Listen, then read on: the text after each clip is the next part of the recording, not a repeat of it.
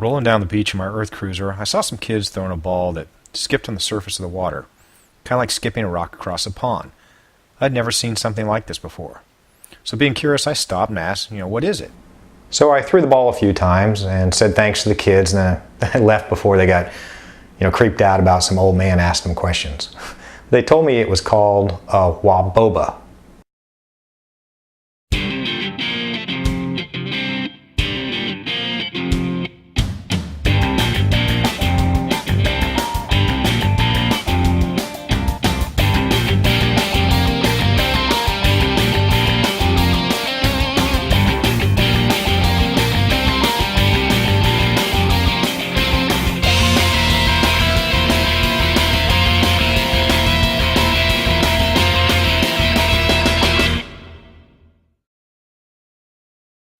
So I cruised on over to the local surf shop, world famous Ron John's, and bought a few of them for myself.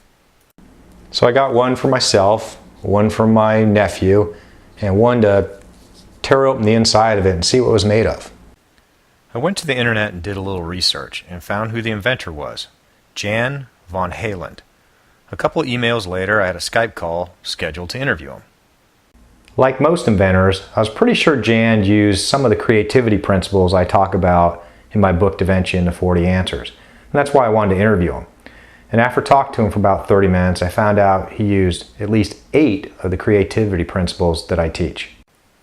One day he threw a frisbee upside down and skipped it across the water of a swimming pool. Of course it didn't work real well, but it did skip or bounce. Then Jan thought, that'd be fun if you had an object that could really skip across the water. It could be a new kind of beach toy. Here are the creativity principles I found talking to Jan. Number 1 is the power of play. A lot of great ideas materialize while we're playing, and as adults we don't do enough of it. And by just goofing around and playing with different designs and concepts, it finally led Jan to a design that would actually work. So why do most ideas fail? Because they never get started. And that's kind of the second principle I want to talk about, is a lot of people, if they had thrown the frisbee in the pool, probably would have forgot about it at that point. But instead, Jan kept this fun idea in the back of his head. And he had a real job. He was a city manager, but he never let go of this fun idea, and he kept thinking of different designs and concepts and how he could go test them quickly. And that's kind of the third principle, is get off your ass and go do something about it. Go test something quickly.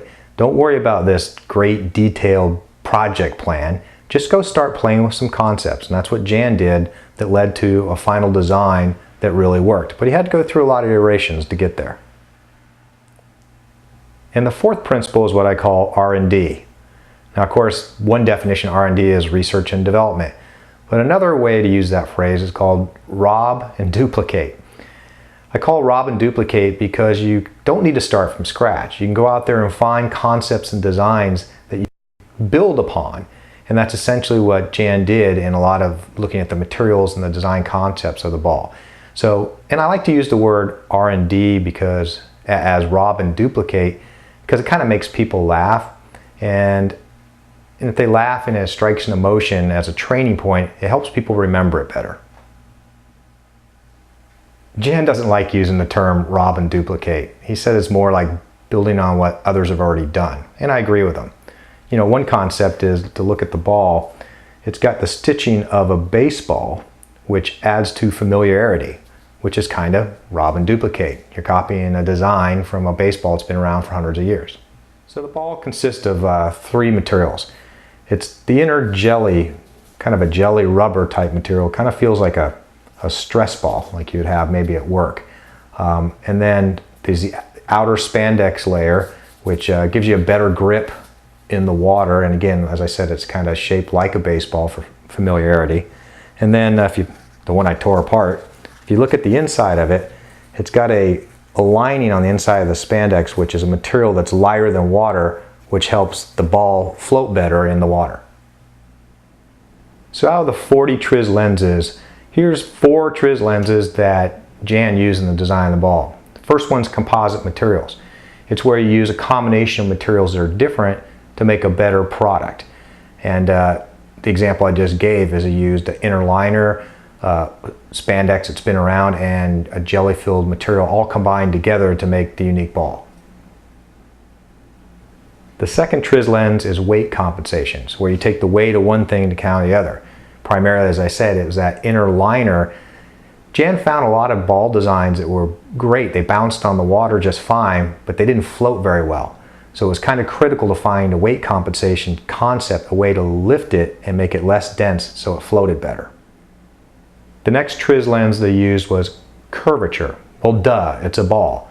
But a ball wasn't that obvious when Jan first started out. Again, he started with bouncing a frisbee upside down in the pool. So he went through a lot of different shape designs before I actually found out the ball was the actual best one to use. And the last trizz lens that he used was segmentation. It's where you break things apart into smaller pieces.